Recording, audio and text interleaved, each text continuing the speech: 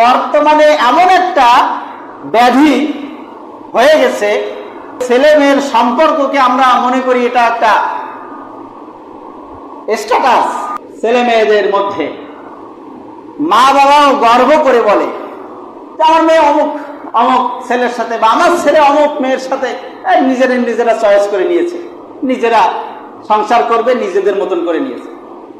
এটা কি মুখ ফুলিয়ে বলার কথা ছিল নাকি আরো লজ্জার কথা ছিল? আগের যুগে পূর্বপুরুষ, আপনার আমার বা আপনাদের মধ্যে অনেক মুরব্বীরা আছেন যারা এগুলিকে বড় ধরনের একটা কলঙ্ক মনে করতেন, এমনকি ওই সন্তানের পরিচয় পর্যন্ত বাপ দিতেন না, মা দিতেন না, ঠিক কিনা বলেন?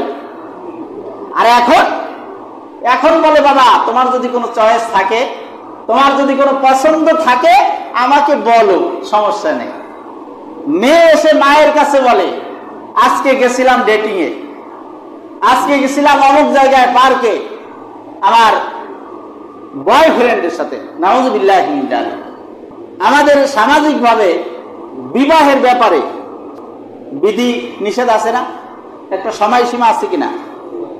16 বছর, 18 বছর, 16 বছর, 21 বছর, এরকম একটা বিধি বয়স সীমা করে দেওয়া হয়েছে।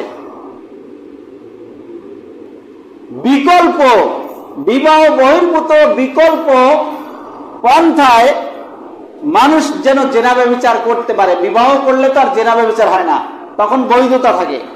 অবৈধভাবে মানুষ যেন জেনা ব্যভিচার করতে পারে এর একটা সুবর্ণ সুযোগ থাকে, লাইসেন্স দিয়ে দেন।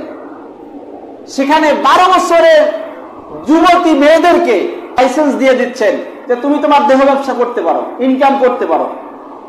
আর বৈধ পন্থা যেটা, বিবাহ বন্ধনে আবদ্ধ হতে গেলে 12 বছরের মেয়ে তো দূরের কথা, 14 বছর নয় 15 বছরের মেয়েও যদি বিবাহ করে সরকারি রুলসে, সে কি অপরাধী।